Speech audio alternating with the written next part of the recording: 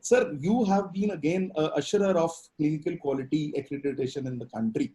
I have known you as the chairman for NABH also. You were the one of the starting team member of NABH, and it has been a journey where today it is an institution which is recognized by the government, by the IRDA, for even giving any benefits to the pair, right? So how has this been, how this idea came up and how has been the journey, sir? Well, the journey has been very tough, very, very tough. Uh, you will recall when you and I were together that I always used to say that quality is something that everyone in the organization wishes to have in ample measures without spending any time, energy, or money on it. And it requires a huge amount of patience. You have to have the woodpecker approach, keep nibbling away, keep telling them that this is what is important. Because what happens is that I think the biggest stakeholder in the entire process of healthcare quality is the patient. Because what does the patient want? Patient wants the best possible quality. Now, it's difficult to define quality because if you were to ask 100 people define quality, you will get probably 70 different answers. And it's like beauty, it lies in the eyes of the beholder. But from a patient's perspective, it's very simple. Will I survive? That is outcome. Will I get infected and keep on having to come back to you? That is, morbidity. So patient is very clear that I am going to this person, this surgeon, this physician in this hospital to get well, to survive, and when I get back, I will remain well.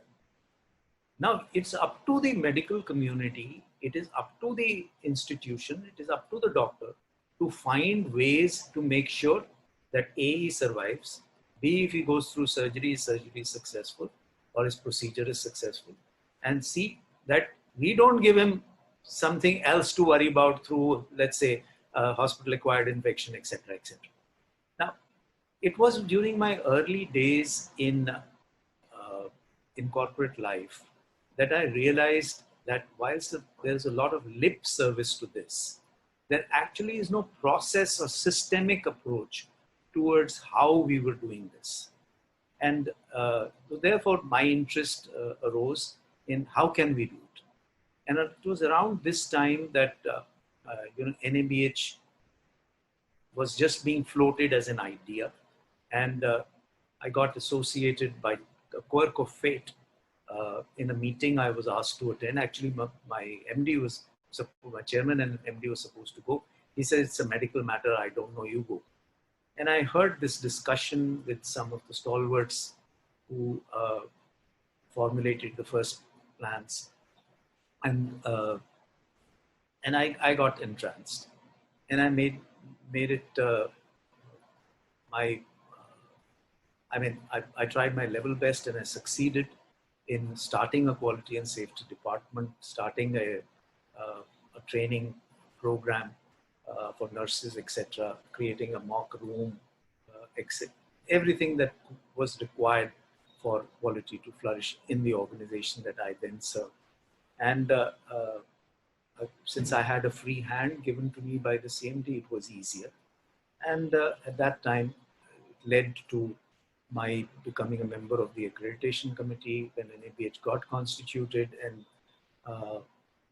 the hospital that I was then working in became one of the first 5 in the country. And it was an honor for me to go up in the Ashoka Hotel in that function to receive the NABH certificate from the President of India, Dr. Abdul Kalam. Wow. But it's a difficult area to be in. Quality and safety, if you specialize in this, you must have a bent of mind that everybody will resist you. Because doctors think that they are providing the best quality. Nurses think that whatever is they are not doing, it can't be done because of paucity of time or etc., etc. And organizations think, what is in it for me? So the business head says, okay, why can't you use a cheaper alternative, or why can't you do? So you are, as the quality head, in kind of a barrage of fire from three sides. It's almost like having borders with hostile nations around you. But if you have a bent of mind for it, the satisfaction that you derive out of this is worth the toil. Great, sir. As you said that you had a mediocre beginning and things were unplanned, but I think you took up the most difficult of challenges and the most uncharted paths in the healthcare industry itself to reach to the level of satisfactions which you have. But having said that, sir, there is another facet to you, that sports journalist facet, that orator, that commentator, which you loved being.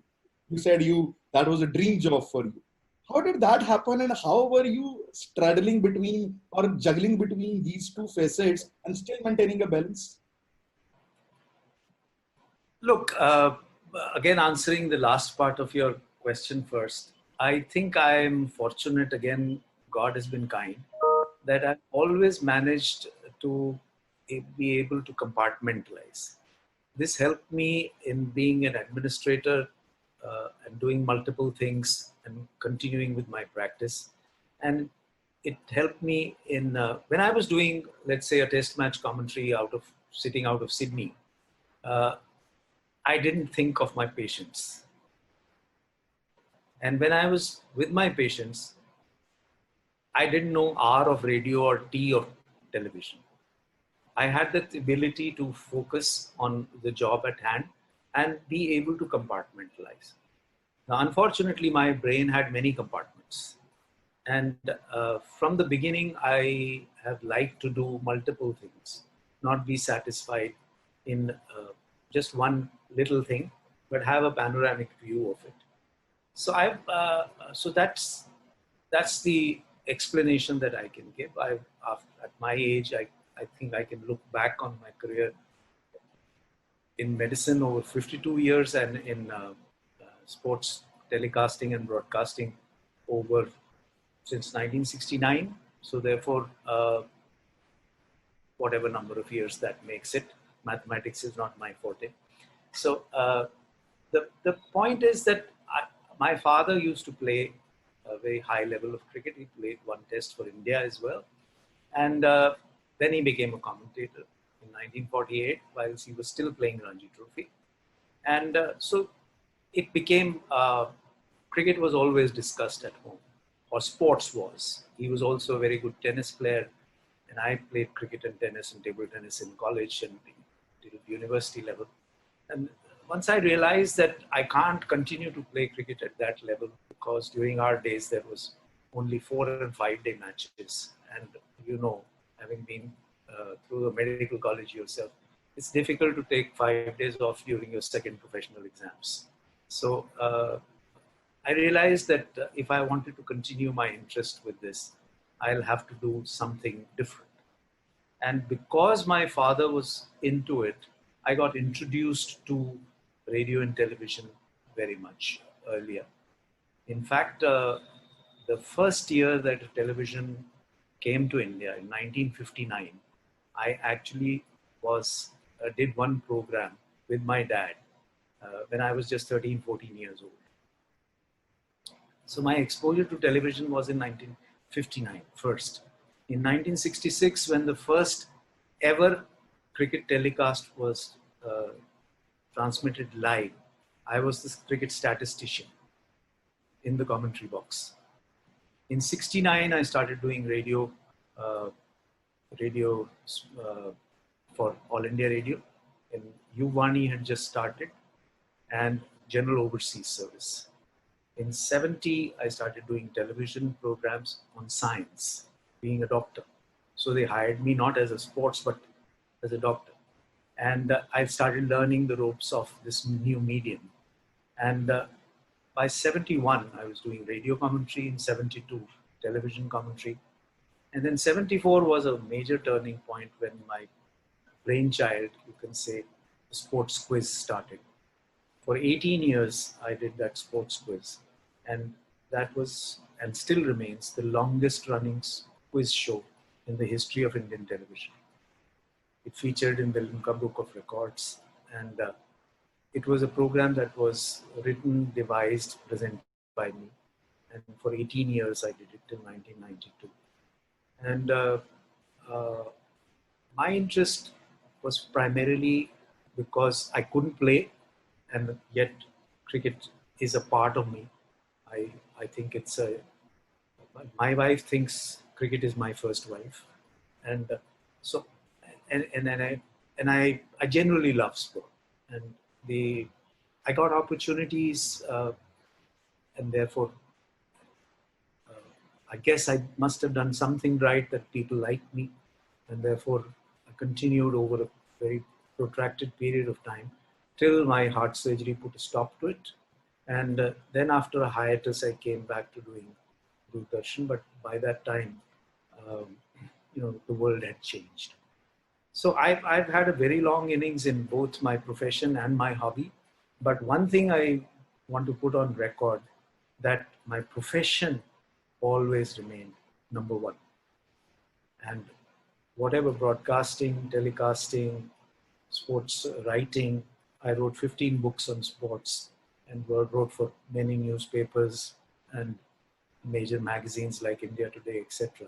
But that was always a hobby. So until date, it remains the same. Very, very, Medicine is number one. very, very inspirational, sir. It seems as if you had been living two lives and still doing justice to both of them. So, sir, what do you think today when you look back so many years of so many successful schemes? What was the key to your success? First of all, I'm not very sure that I guess I am not a person who's easily satisfied. I am people. I don't think I'm a perfectionist, but although many people say I'm this thing, I only have one simple dictum and formula, and that is that I try to do the best that I can.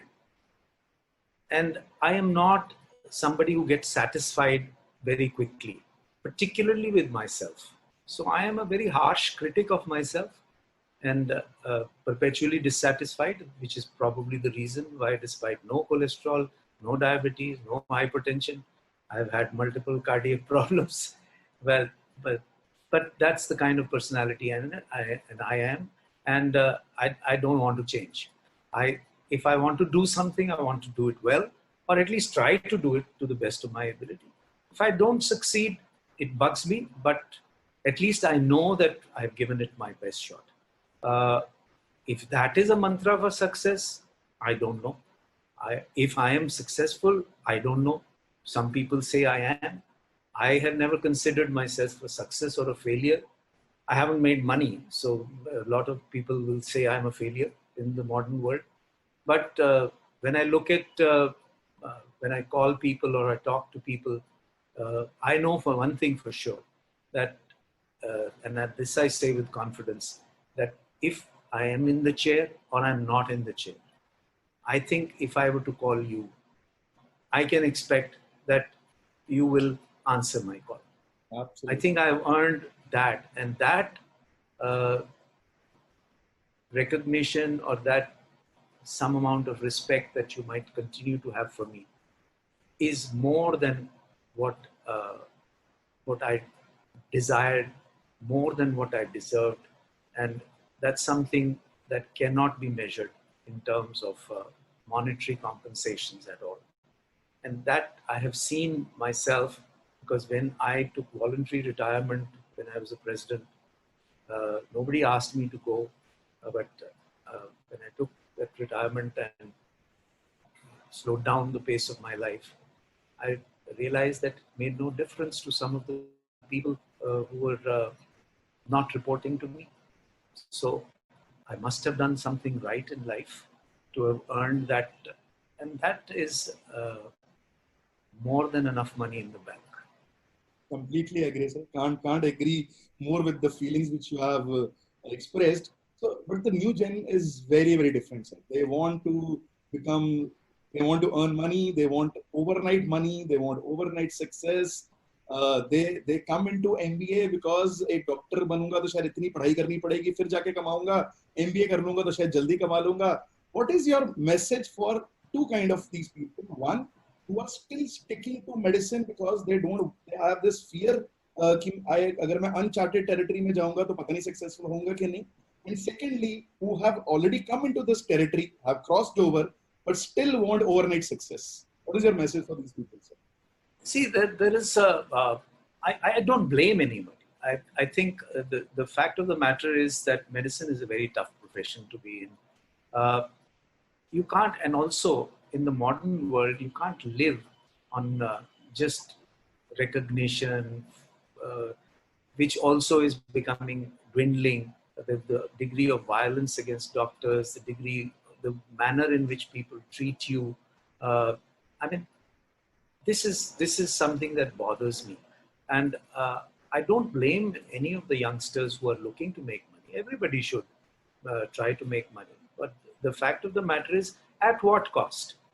I mean, if you're the morality and the ethicality must be maintained. You are always going to be judged, and because you're placed at a higher pedestal by the society, although it's the first to try and pull you down from that pedestal.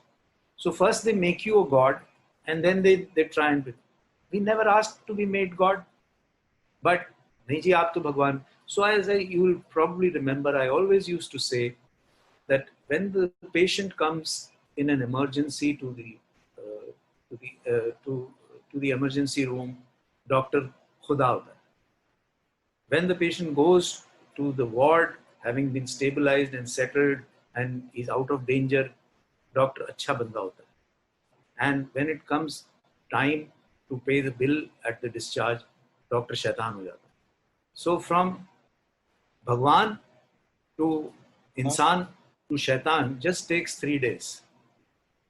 So it's something to do with this money being an element in this. People keep talking about Hippocrates' oath. Hippocrates' oath is, nobody takes Hippocrates' oath. It's a defunct thing. Nobody in the world takes an Hippocrates' oath, but media keeps on talking about it. If you and I were to say that we have taken a Hippocrates' oath, then we should be disbarred, because Hippocrates' oath does not allow you to operate. It does not allow you to conduct MTPs. It does not allow you to touch a surgical knife. It does not allow you to marry your own classmate or somebody from your own profession. So this is a nonsense that people talk about Hippocrates' oath. My point is, the Lakshman Rekha is in you. You drive that line. You draw that line which says ethical, non-ethical, morally correct, morally corrupt.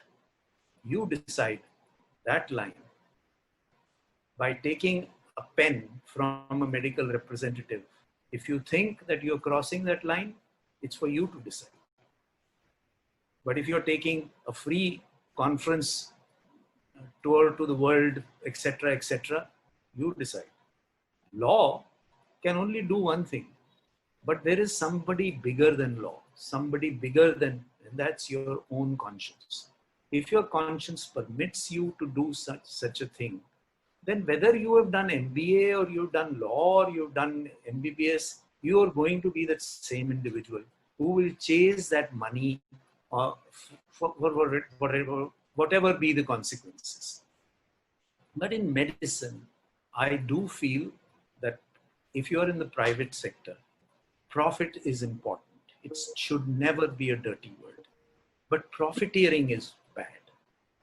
Profit, without profit, nobody is going to invest in healthcare. Nobody is going to be able to afford a good doctor. Nobody will be, that is, I'm talking of the companies that hire doctors. Nobody will be able to afford good equipment. So I think this concept of profit being a dirty word should go away. But morals and ethics, irrespective of which profession you are in, must remain uppermost. If you monitor yourself, you don't need MCIs and national medical councils to tell you what is right and what is wrong. As far as doing MBA is concerned, I have a very high regard for people who move from medicine into MBAs and want to administer hospitals because they have a working knowledge of it. I think it's a good thing. There's no reason why you cannot be a good administrator. In the United States, for example, now they have joint programs where you become an MBBS automatic. I mean, they call it MD.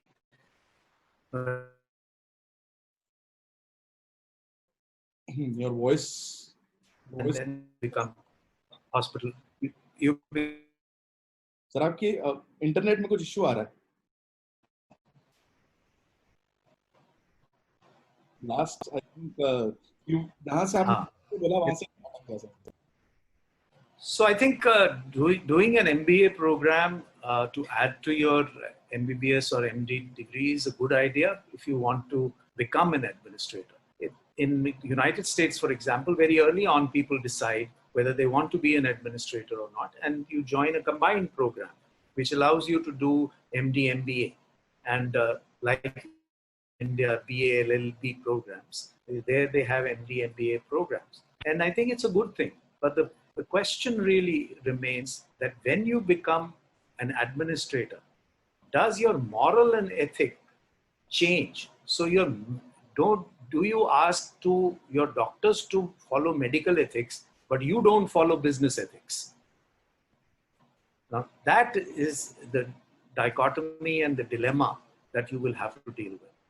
And some people believe that having a working knowledge of what the subject is sometimes not good, because in our specialty-driven focus, somebody who's a cardiac surgeon doesn't allow the cardiologist to flourish, and the cardiologist doesn't allow the cardiac surgeon to flourish. That controversy is always there. So how does a person who maybe came from neurology handle this? These are issues. So if you don't know anything about any of these, you may be able to take an unbiased approach. But if you are yourself a neurologist and now you're having a fight with the neurosurgeon about how to treat this particular patient, then it becomes an issue. But that's all good. What I like about the MBA program is that there is a structure, there are SOPs around everything. So if you want to expand, if you want to go big, just from one institution to multiple others, you need to have a good hold on administrative control. And that comes by the theory that you learn through MBA, because you get a working knowledge of marketing, sales, HR, areas which you don't deal with. The most important part, I think, is that you learn to communicate a little better, which doctors usually find difficult, because up till now, they were not being taught. I'm glad that communication has been included as an important part in the MBBS curriculum, for which many of us have fought over the years. Thank you, sir. Thanks for your time. Thanks for such a wonderful interaction. One of the most profound messages I'm going to take is that medicine is about profit making and not profiteering, which all people who want to be either doctors or administrators should draw their own lines to decide the difference between profit and profiteering. And that will help them to justify themselves as their roles in the society, and above all to their own conscience. Thank you so much, sir. Yeah, please, sir. You want to say something? No, I was only saying, you said medicine is about, I think, private medicine. Private medicine, right, sir. Private medicine, that needs to make profit.